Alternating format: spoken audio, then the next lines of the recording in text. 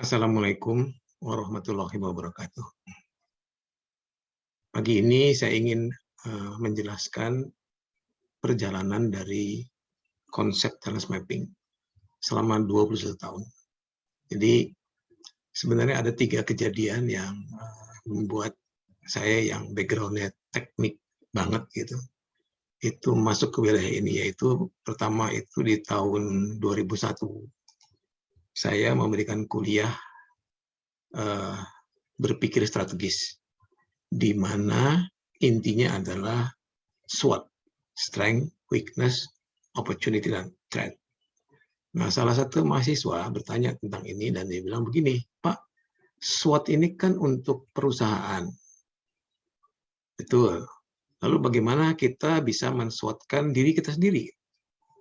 Nah, ini pertanyaan yang luar biasa ya, yang bagi saya sangat mengganggu atau karena saya nggak punya jawabannya gitu. Dan saya tidak pernah melakukan SWOT pada diri sendiri, padahal di perusahaan sudah melakukan SWOT itu udah puluhan tahun deh. Hampir tiap tahun kami melakukan analisis SWOT. Saat itu saya jawab, Anda tanya orang tua Anda, dan juga tanya psikolog. Karena bagi saya itu yang bisa menjawab adalah mereka. Akan tapi menjadi obsesi dalam pikiran saya, karena pertanyaan muncul dalam kuliah saya. Gitu.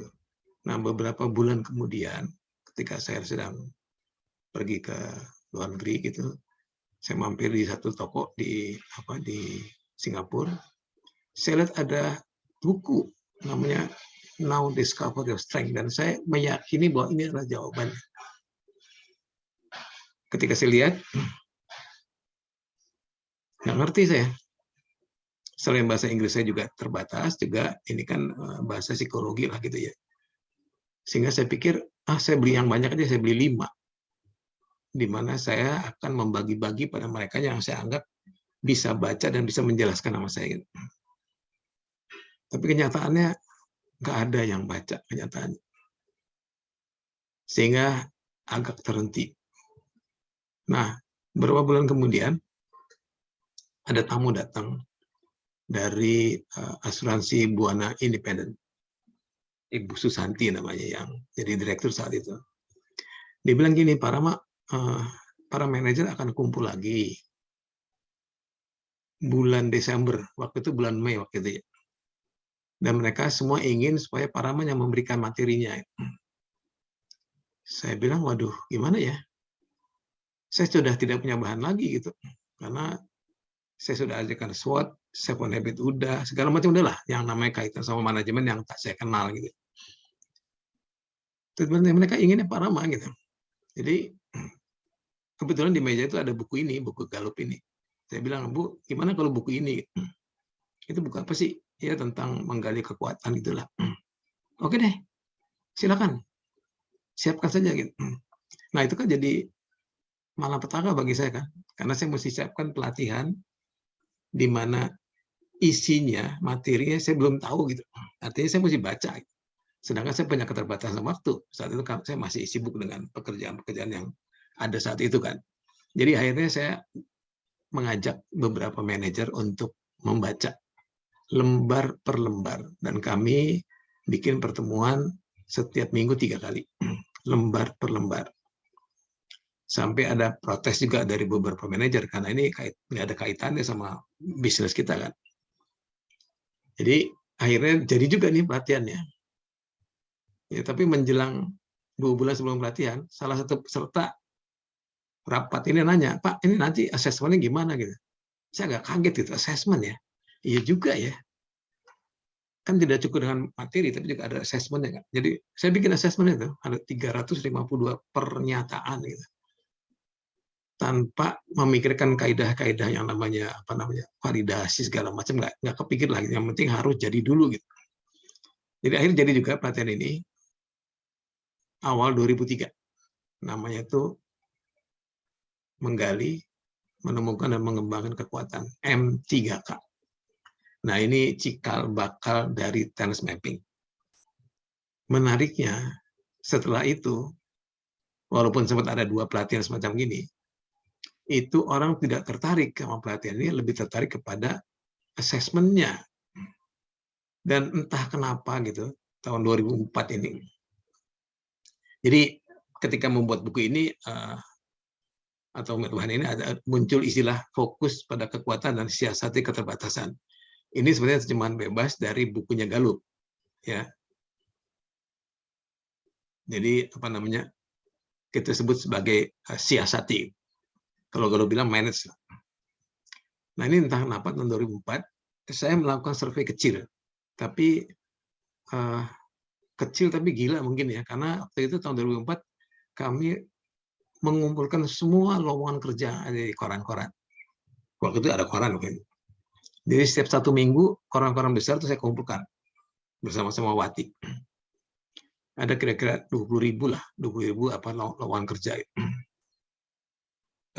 Saat itu saya pikir ya, kalau saya bisa membuat satu apa namanya analisis gitu untuk masing-masing lowongan itu butuh bakat apa gitu ya. Maka saya bisa bikin program di mana setelah ikut assessment kita bisa tunjukkan langsung cocoknya di mana. Awalnya gitu. Nah, ketika saya coba tidak mudah. Karena untuk satu peran saja itu banyak diskusi di dalam diri kita sendiri yang butuh waktu kira-kira seminggu lah. Jadi kalau sekian puluh ribu kapan selesainya gitu ya. Jadi saya pikir udah deh, saya tinggalkan dulu lah gitu. Nah, menariknya rupanya saat itu kan saya sering bicara atau nulis di grup email ya waktu itu ya. Nah, ada salah seorang alumni ITB yang junior saya lah, yang bekerja di PPM, manajemen, di mana dia memang merasakan bahwa mereka yang ikut pelatihan itu tidak semuanya semangat untuk ikut, sehingga hasilnya pasti nggak bagus. Ya, setelah melihat materi saya, dia pikir ini bagus nih, supaya kita bisa pilih-pilih pelatihan mana yang cocok bagi masing-masing orang. Maka kita kerjasama kita bikin pelatihan. Dan saat itu saya pikir, waduh ini keren nih, bikin pelatihan di PPM, dipasang itunya apa namanya bannernya. Bayangin ya, PPM kan perusahaan pelatihan yang saat itu terbesar di Indonesia ya. Jadi kalau dibikin pelatihan pasti banyak yang daftar dong gitu kan. Judulnya Strength Based Organization Through the Power of Talent. Yang daftar 7 orang, lalu 3 hari sebelum acara 4 orang mengundurkan diri karena mereka harus rapat supaya dari satu perusahaan lagi. Sehingga tinggal 3. Jadi tidak layak untuk diadakan latihannya karena cuma 3 orang. Akhirnya kami ya sudah batal ya gitu ya.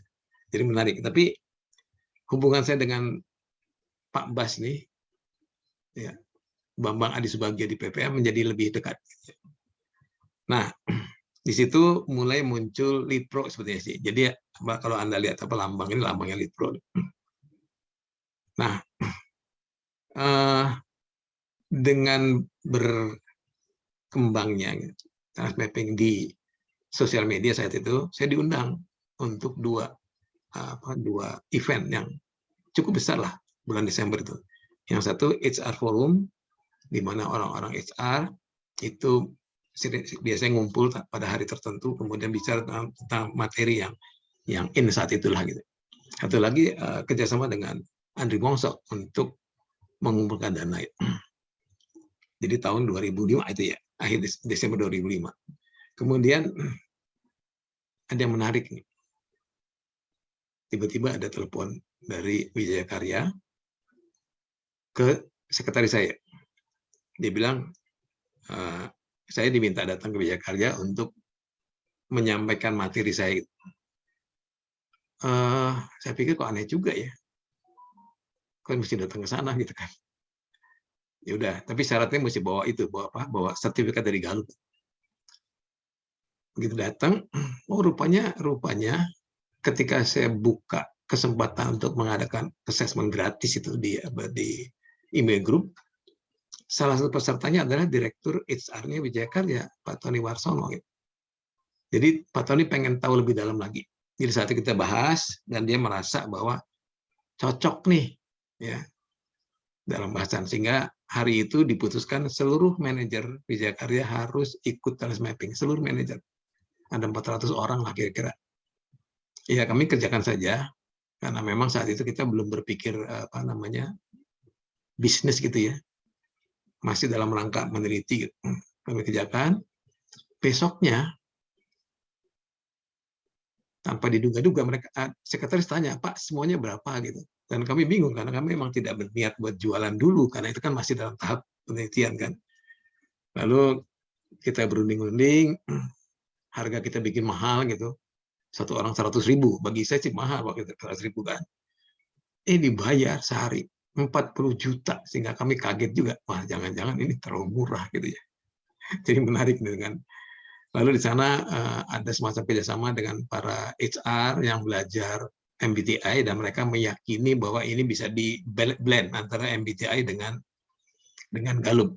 Tapi waktu itu saya bilang nggak mungkin, karena ini penelitian juga udah beda, targetnya juga beda, jadi nggak mungkin ada semacam irisan, nggak mungkin lah. Akhirnya memang ternyata tidak seperti apa yang mereka harapkan gitu, tidak ada kaitan banyak antara MBTI dengan task mapping. Oke. Yang saya tidak mengerti sampai sekarang, tahun 2006 ini, Gallup itu bikin surat. Dia kasih satu buku, belum jadi buku sebenarnya sih, untuk saya baca, untuk saya pelajari dan kasih komentar. Kemudian dia membuat surat ini tahun 2006. Saya melihat bahwa kita punya konsep yang berbeda. Jadi saya menggunakan temuan Gallup, 34 bakatnya Gallup, tetapi aplikasinya sangat berbeda. Kalau saya lebih ke arah set of talent, kalau mereka tidak. Jadi contohnya gini, seorang guru gitu ya, bagi Gallup itu apapun bakat seseorang bisa jadi guru. Dengan cara gunakanlah bakat dominannya. Kalau bagi saya enggak. Seorang guru harus punya bakat developer. Jadi ada set of bakat yang bisa menghasilkan guru yang pas buat itu. Jadi kita mulai berbeda nih. Makanya ketika saya kasih pendapat, itu memang pasti berbeda dengan apa yang mereka harapkan gitu. Tapi ini sudah lewat saja gitu ya. Jadi sampai sekarang pun kita masih beda dalam prinsip menggunakannya. Walaupun nanti terakhir pada tahun-tahun 2018-an itu mulai ada tanda-tanda Gallup juga menggunakan set of talent untuk level tertentu itu. Oke. Nah, tahun 2006 saya kerjasama dengan Pak Sartono Mukadis almarhum, tapi tidak bertahan lama, itu kira-kira berapa ya? 6 bulan kali ya. Tapi kami sempat kemana-mana bareng-bareng gitu. Cuma ada perbedaan pendapat, maka kita misah lagi lah. Kemudian ada yang namanya HR Kongres yang diadakan oleh PPM. Ini peristiwa menarik karena saat itu PPM sedang kesulitan untuk mengundang keynote speaker-nya. Dan kebetulan keynote speaker-nya adalah orang yang saya sangat kenal gitu, yaitu saat itu jadi Menteri Ristek saat itu ya. Jadi saya ajak beliau untuk hadir dan memberikan speaker, dan juga mampir ke stand-nya PPM, di mana saya memang dipasang di sana. Inilah Pak Kusmayanto Kadimat. Untuk berfoto-foto saja, Messi. Tapi kan membanggakan bagi PPM, sebab Menteri datang pertama kali ke sana langsung ke stand PPM. Nah, sejak itu ada pikiran untuk kerjasama antara PPM dengan BPPT, dengan Ristek. Tapi rupanya Pak Kusmayanto lebih suka saya yang kerjasama dengan BPPT. Jadi saat itu kita kerjasama dengan BPPT. Kerjasamanya apa? Kerjasamanya lebih ke arah penelitian. Karena mereka punya 2.500 pegawai gitu. Dan mereka ingin tahu juga profil pegawainya.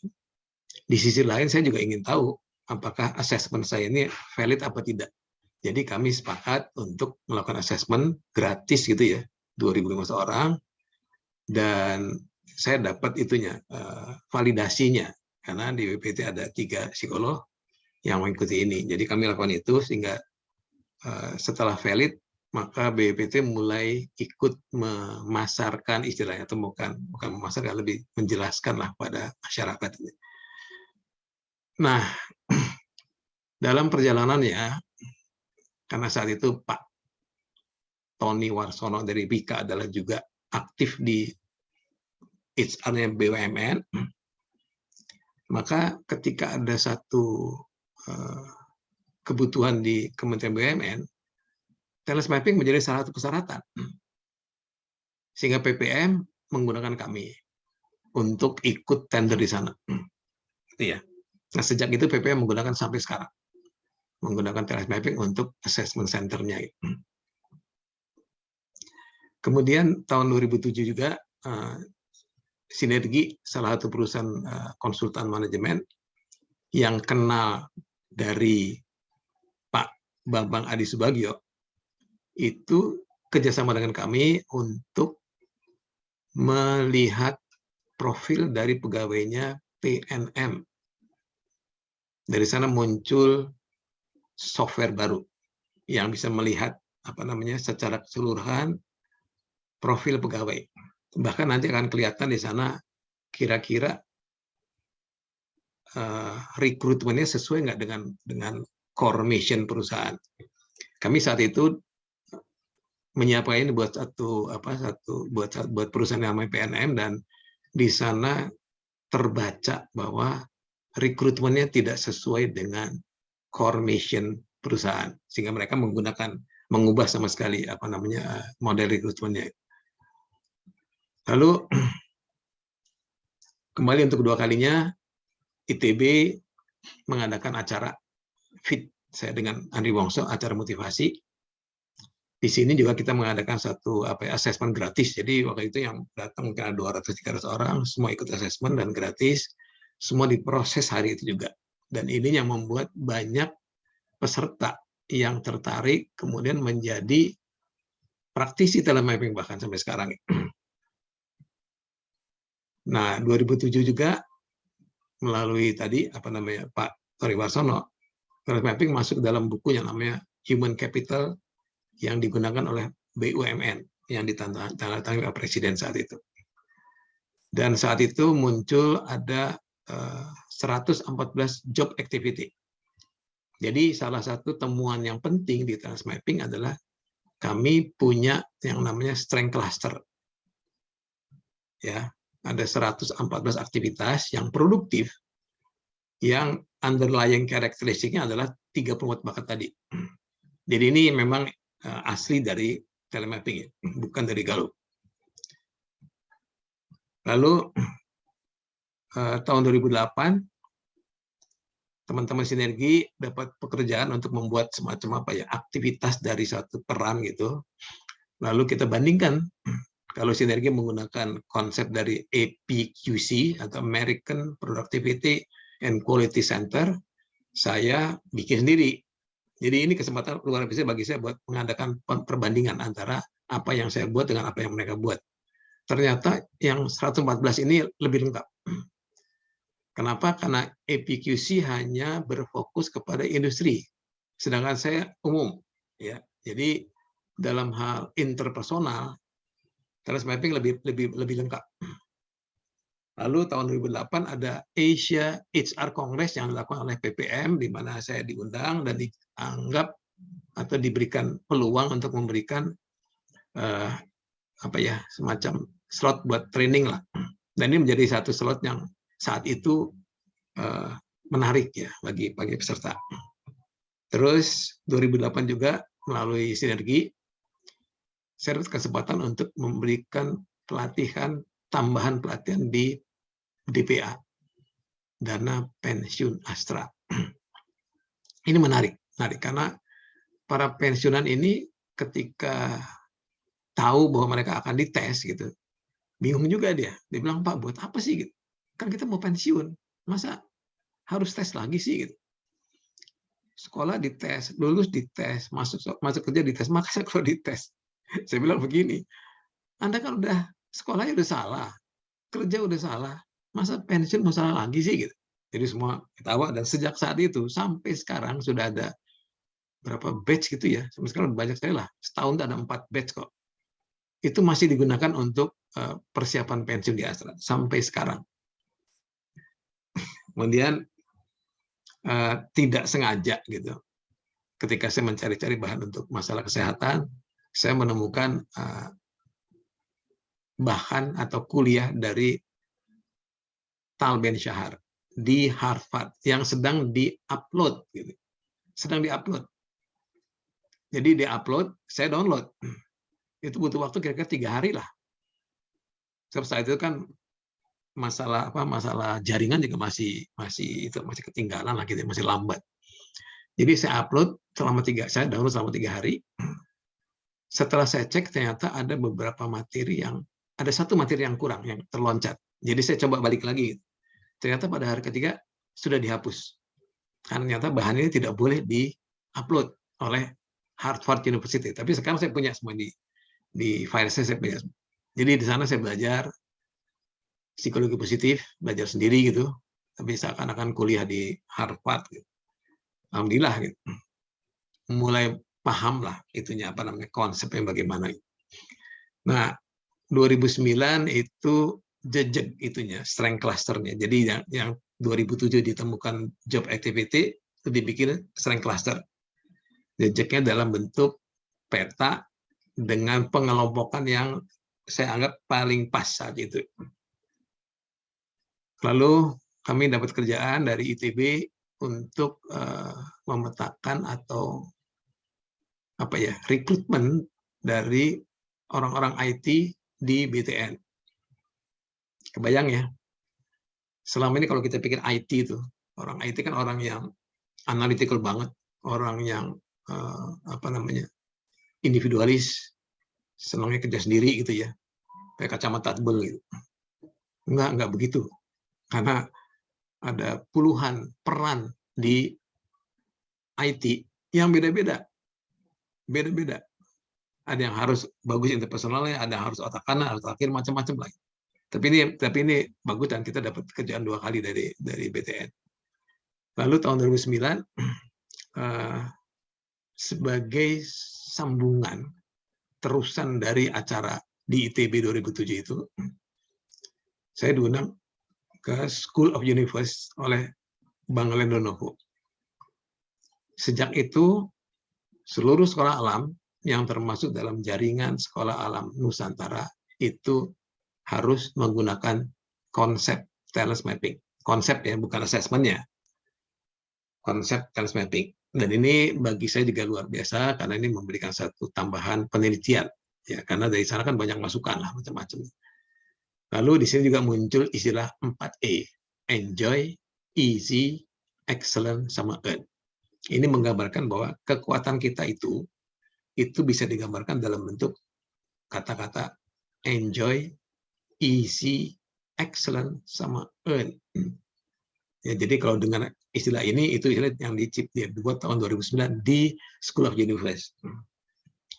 Lalu tahun 2009 sudah mulai masuk ke PT Kereta Api.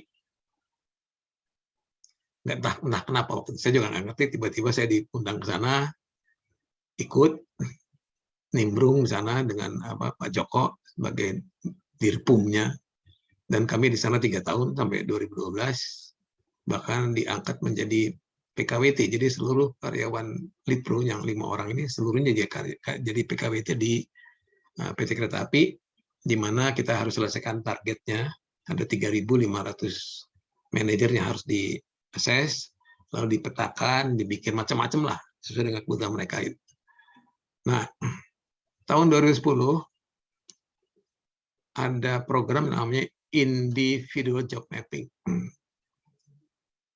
Program ini hasilnya akan menggambarkan persentase kecocokan pegawai pada perannya masing-masing. Dan ini instan. Jadi gini, kalau mengisi assessment itu ada 3. Yang satu adalah menggali sifatnya, karakternya. Yang kedua menggali pengakuannya tentang apa yang dia bisa, apa yang tidak bisa. yang ketiga adalah menggali pekerjaannya. Nah, ini cuma masing-masing cuma yang ini ya total cuma 1 jam lah total. Dengan 3 itu maka langsung kelihatan nanti berapa persen pegawai yang sebetulnya tidak fit pada perusahaan itu. Ya. Dan ini di beberapa perusahaan kita pakai, kita coba. Ternyata memang umumnya sih yang tidak fit 35%, tapi kalau di ASN itu 60% yang tidak cocok sama pekerjaannya. 2010 ketika saya harus presentasi di Bank Negara Indonesia, saya temukan konsep baru namanya strength typology. Ini sebenarnya turunan dari strength cluster. Kalau strength cluster ada 114, kalau strength typology cuma 30. Tapi mudah asesmennya, 10 menit gitu. Orang hanya milih, nanti kelihatan di mana itunya, apa namanya, tipenya apa tipenya. Ya. Dan ini lengkap banget. Dan kami sekarang ini buka ini sebagai satu asesmen gratis yang boleh dipakai oleh semua orang gitu. Dan tidak sedikit perusahaan yang menggunakan untuk shortlist milih pegawai. Namanya strength typology ya. Dan impulan yang dipakai dalam APIO 4. Jadi kebetulan saya diundang menjadi salah satu pembicara di APIO. APIO itu Asosiasi Psikologi Industri dan Organisasi yang keempat di Surabaya. Ya. 2012 kita memperbaiki strength cluster di PT Kereta Api karena di sana banyak sekali itunya apa namanya pesertanya dan kita bisa langsung ketemu orangnya, kita bisa langsung bahas apa namanya bugs-bugs yang ada gitu. Sehingga saat itu kami bisa memperbaiki beberapa algoritma dari strength cluster ini. Lalu tahun 2012 itu dibuat satu peta bakat yang baru yang lebih sederhana dan lebih mudah dibaca ketimbang yang kita bikin tahun 2005. Kemudian juga saya dapat kesempatan untuk kasih kuliah di S2-nya di UI dengan judul Instrumen Baru. Lalu tahun 2012 di PT Kereta Api atas permintaan direktur, saya buatkan yang namanya LM Grid. Jadi ceritanya itu mereka ingin tahu dari 170 vice president, kira-kira siapa sih yang bisa memimpin gitu kira-kira. Nah kan banyak sekali kan teori kepemimpinan, ada yang 4 tipe, ada yang 3 tipe, ada yang 5. Kalau saya pikir mestinya lebih lah, maka saya bikin satu konsep baru tentang leadership. Itu totalnya ada 99 tipe kepemimpinan. Dengan harapan semua lolos gitu ya. Karena semua bisa jadi pemimpin kan. Ternyata dari 170 ada 17 orang yang tidak lolos. Sehingga mengagetkan direksi tentunya. Karena mereka kan vice president gitu ya. Tapi ada 17 yang nggak lolos. Nah ketika saya bacakan, mereka tuh merasa benar juga gitu. Ngangguk-ngangguk gitu lah. Menarik tuh. Menarik. Tapi ini program ini tidak kita buka publik, kita hanya berikan kepada top manajemen saja. Kemudian tahun 2012 melalui sinergi kami bisa masuk ke Kemenpan, bahkan masuk ke dalam rencana strategis Kemenpan saat itu. Dan saat itu Wamen sangat tertarik dengan talent mapping, sehingga kemana-mana, ke masing-masing daerah, ke Pemprov, ke Pemkot, itu selalu bicara tentang talent mapping. Sayangnya, para pemerintah daerah itu dengar talent mapping tidak lengkap. Artinya dia cuma dengar talent mapping, tapi yang mana talent mapping nggak tahu. Sehingga saat itu mulai banyak institusi yang mengaku punya talent mapping. Sampai sekarang mengaku. Nah bedanya kami punya ada SC-nya. Kita talent mapping, ada SC. Kalau bahkan yang lain bilang talent mapping. Beda kedua adalah ada petanya. Kan talent mapping sudah ada peta kan. Kalau kami ada petanya. Sebab yang kami bikin adalah peta. Oke. Nah, saat itu muncul istilah TASK. Kan selama ini kita kenal knowledge, skill, attitude ya, KSA. ternyata di dalam attitude itu ada hal yang tidak berubah. Itu yang namanya talent. Dan ini muncul pada tahun 2012, yang membuat atau menciptakan istilah ini adalah Deddy Budiman. Deddy Budiman dari Komisi Komunitas Sales Indonesia. Tahun 2014 ada pelatihan yang diikuti oleh MLC. ML itu singkatan Millennia Learning Center. Ini dipimpin oleh Ustaz Haris Santoso almarhum, yang menyebarluaskan konsep talent mapping ke kelompoknya. Ada kelompok hebat, ada kelompok kelompok fitrah bis segala macam. Jadi ini perjalanan talent di kelompok mereka itu. 2015 kita membuat yang namanya Human Engagement Sigma. Niru Human Sigma-nya Gallup. Jadi kami buat itu, kami juga coba di beberapa perusahaan, hasilnya cukup bagus, tapi kami tidak jual. Itu hanya untuk bikin buat penelitian saja. Lalu mulai kita bikin pelatihan TM Basic 101.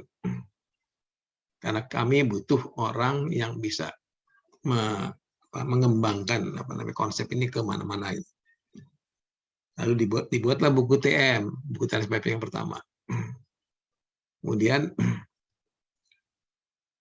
sebagai pelengkap dari Lead Pro, kami bikin perusahaan baru namanya PT Intan. Intan itu sebenarnya singkatan dari Inclusive Talent Management. Kenapa Pak kami bikin ini? Dan sengaja kami sebutkan sebagai Inclusive Talent Management adalah karena saat ini di Indonesia sampai sekarang gitu ya, itu istilah talent management itu disalahartikan. Kebanyakan talent management yang ada itu adalah baju baru dari konsep kompetensi. Padahal bukan itu. Gitu. Jadi ada dua, ada eksklusif, ada inklusif. Yang eksklusif itu baju baru dari konsep kompetensi, kalau yang inklusif itu betul-betul talent management yang asli. Itu. Jadi kalau yang eksklusif itu nganggap hanya 10% orang yang punya talent. Kalau yang inklusif itu bilang semua orang punya talent. Tinggal perannya di mana. Gitu.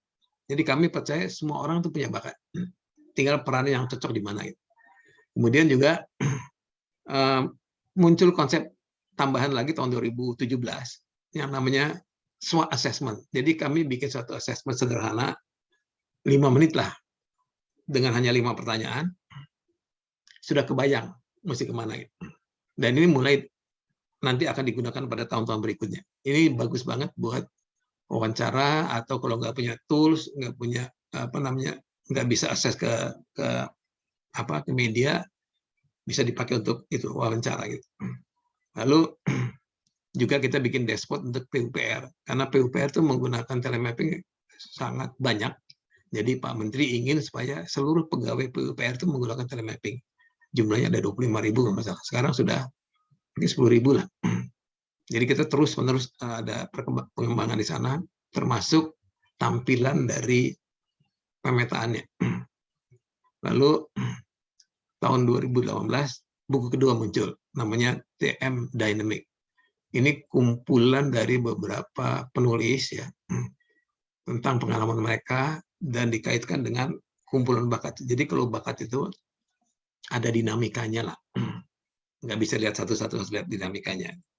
Lalu kami mengadakan Jambore pertama di Bogor tahun 2018. Kemudian kita dapat kesempatan buat masuk BKN, karena untuk masuk ASN perlu masuk BKN selain Kemenpan gitu. Kemudian kita bikin Jambore kedua di Surabaya tahun 2019. Lalu mulailah COVID ya. Tapi kami dapat kesempatan masuk Puspresnas, Pusat Prestasi Nasional, di mana nantinya akan talenta-talenta yang dalam konsep mereka itu akan diperhatikan gitu ya. Nah, kami mulai masuk, mulai memberikan pandangan yang berbeda tentang talent gitu.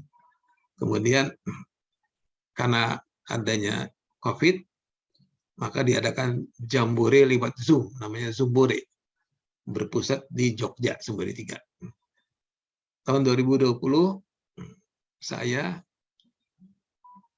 baru tahu bahwa tahun 2001 yang namanya TASK itu sudah ada sebenarnya. Cuma tidak dalam bentuk TASK. Jadi rupanya buku Good to Great yang dibuat tahun 2001 itu sudah masukkan talent sebagai salah satu unsur penting untuk pegawai. Lalu tahun 2020 Brilliant mulai masuk sebagai salah satu business partner kita. Brilliant ini adalah konsultan SDM di bawah BRI. Ya. Kemudian ada Jambore keempat yang berpusat di Bandung. Lalu tahun 2001 juga mulai ada perbaikan algoritma dari bakat ke aktivitas. Lalu 2021 juga kita perbaiki individual job mapping-nya. Gambar-gambar kita perbaiki. Kemudian tahun 2022 itu SWOT assessment digunakan untuk SD dan SMP. Kalau SWOT pertama disebut sebagai Seven Working Area, maka sekarang disebut sebagai Sabta Wilayah Aktivitas. Kemudian 2002 ini mungkin akan diakhiri dengan buku ketiga yang bertahun-tahun terlambat, dan insya Allah tahun ini di Jambore ke-5 di Aceh kita akan launch buku ini. Ya, mudah-mudahan ini bisa selesai, dan memang sudah harus selesai sih. Terima kasih. Begitulah cerita tentang talent mapping. Wassalamualaikum warahmatullahi wabarakatuh.